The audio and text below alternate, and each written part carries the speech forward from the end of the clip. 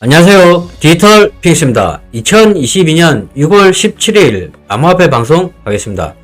자, 지금 시장 상황이 많이 좋지가 않습니다. 수많은 투자자분들이 지금 투자를 중단하고, 그리고 대부분의 많은 분들이 선물 거래에서 청산을 당하고 지금 현재 패닉 상태에 빠져 있습니다. 하지만 제 방송을 들으시는 분들은 꾸준하게 앞으로도 투자를 하실 분들 아니겠습니까? 제 이야기를 한번 잘 들어보십시오. 제가 드리고 싶은 이야기는 작년부터 지금까지 하나도 변하지가 않았습니다.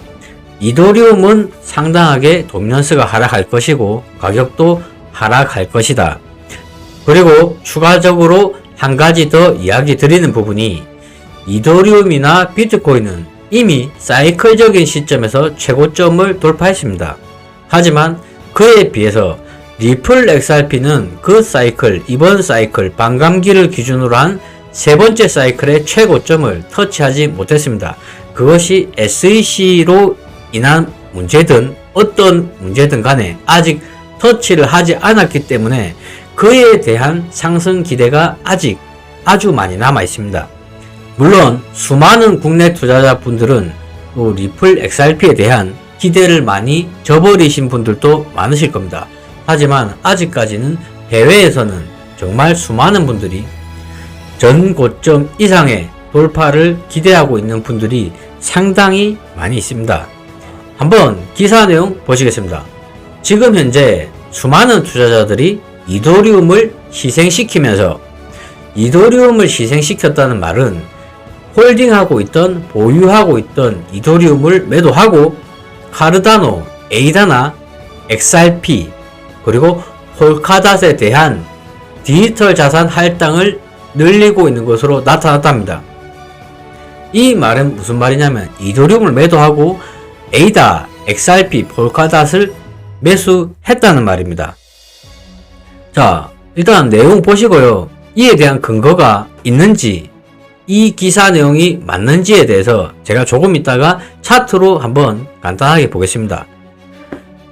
자, 물론 제가 하는 방송이 조금 흥미가 떨어지거나 또 무조건 얼마 100%, 1000%, 1000% 가고 5년, 10년 후에 부자를 만들어 줄 것이다, 이러한 내용이 아니라서 충분히 지루할 수는 있습니다. 하지만 정말 큰 관점, 멀리를 보는 관점에서 정말 어떠한 코인을 분할 매수를 해야 되나, 어떠한 코인을 앞으로는 매도를 하는 관점으로 두고 투자를 하냐, 그것의 차이는 정말 큽니다. 그런 부분을 판단한다는 자체도 힘들지만, 지금 전체적으로 암호화폐 시장이 하방 압력을 받고 있지만, 하지만 큰 틀에서 보자면 리플 XRP에 대한 기대치, 그리고 이더리움에 대한 상당한 하방 압력, 앞으로의 상당한 하방 압력, 이런 큰 틀에서는 변화가 없다고 생각하고 있습니다. 자, 이더리움에 비해서 카르다노 및 XRP에 대한 투자자 관심이 증가한 데는 여러 가지 요인이 있습니다. 이더리움과 비교하여 카르다노 에이다 그리고 XRP의 사상 최고 가격에 대한 더 높은 잠재적인 상승 가능성은 투자자들이 장기적이기는 하지만 자산 할당을 이러한 디지털 자산에 집중하게 하는 인센티브가 될 수 있습니다. 이렇게 번역을 해놓고 이렇게 기사를 냈지만요. 자, 이번 세 번째 사이클에서 지금 현재 이전 고점, 최고점을 터치할 기대를 할 수 있는 코인은 카르다노는 아니라 봅니다. 물론 카르다노 에이다 움직임이 정말 한번 급락이 나오면요, 반등도 시원하게 나옵니다. 하지만 제가 보는 관점에서는 더 큰 상승을 할 수 있는 것은 리플 XRP입니다. 왜냐하면 카르다노 에이다는 이미 정고점을 터치한 부분이 있습니다. 그렇기 때문에 지금 현재는 에이다보다는 리플 XRP에 대한 기대치가 사실 상당히 더 높을 수밖에 없습니다. 자, 지금 시장 상황을 보자면 정말 이게 오를까 말까, 더 떨어질까, 더 떨어질 수도 있습니다. 하지만 거기에 대한 상승에 대한 기대치는 XRP가 더 높은 상황이 맞다고 저는 보고 있습니다. 자, 내용 계속 보시겠습니다. 이더리움은 스마트 계약을 개척하면서 다른 블록체인에 비해 선점자 이점을 가지고 있었습니다. 그러나 플랫폼의 확장성 문제로 인해 피크 네트워크 기간 동안 더 높은 가스 요금이 발생했습니다. 블록체인 플랫폼 간의 상호 운영성 부족은 이더리움 네트워크의 또 다른 단점이었습니다.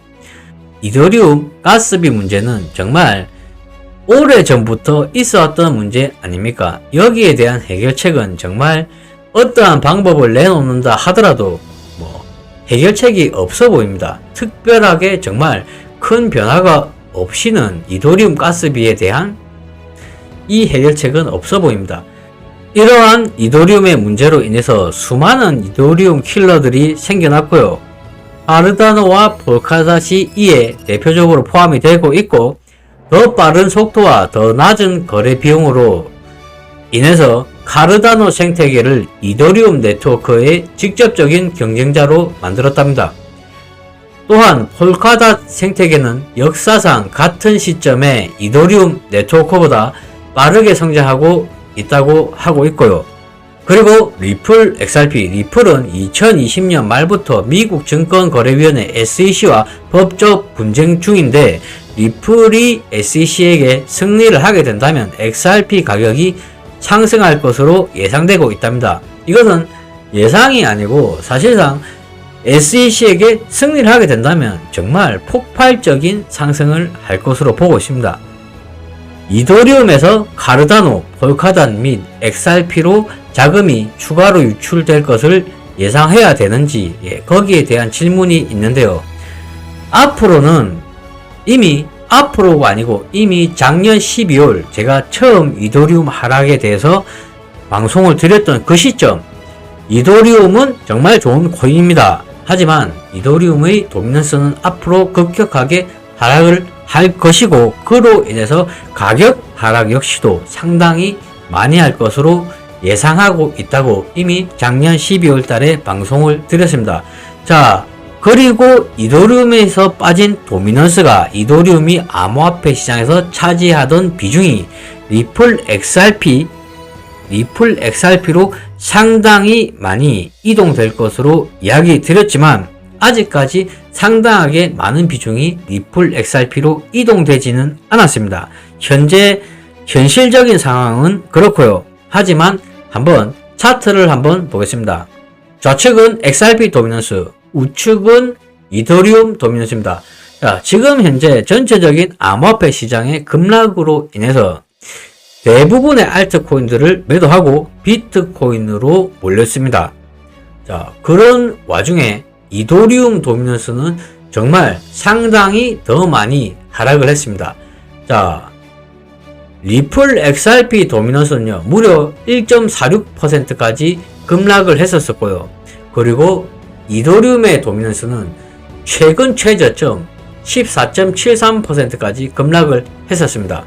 자, 같은 시점 보겠습니다. 어느 정도 비슷하게 급락을 많이 했던 6월 10일에 리플 XRP 도미넌스는 1.57%. 자, 그리고 이더리움의 도미넌스는 17.25%. 자, 같은 6월 10일을 기준으로 봐서 리플 XRP는 6월 10일부터 오늘까지 무려 0.22%의 도미넌스 상승이 있었습니다. 자, 그리고 우측에 이더리움은 같은 시점 6월 10일부터 현재 시점까지 무려 마이너스 2.6%의 도미넌스 하락이 있었습니다. 자, 이 2.6%가 하락했다는 것, 이더리움 도미넌스가 무려 10일 만에 2.6%가 하락했다는 게 얼마나 큰 의미인 줄 알고 계십니까? 자, 이더리움 도미넌스가 2.6%가 하락을 했습니다. 전체 암호화폐 시장의 도미넌스는 100%입니다. 자, 그렇다면 이 2.6%가 얼마나 큰 규모냐면요, 지금 현재 리플 XRP 도미넌스가 0.22%가 상승을 해서 현재 1.8%입니다. 1.8%라고요. 리플 XRP의 도미넌스, 전체 도미넌스가 1.8%밖에 안 됩니다. 그런데 이더리움의 빠진 도미넌스가 10일 동안 총 2.6%가 빠졌습니다. 이것은 리플 XRP와 비슷한 코인이 두 개가 사라진 수준입니다. 엄청나죠? 엄청나게 빠진 겁니다. 이더리움 도미넌스가 2% 이상 빠졌다는 것은 엄청나게 빠졌다는 겁니다. 자, 좌측은 XRP 도미넌스, 우측은 이더리움 도미넌스. 자, 이더리움은 현재 가격도 조금 빠졌지만 아직까지 도미넌스는 바닥으로 오진 않았습니다. 이더리움의 역사적인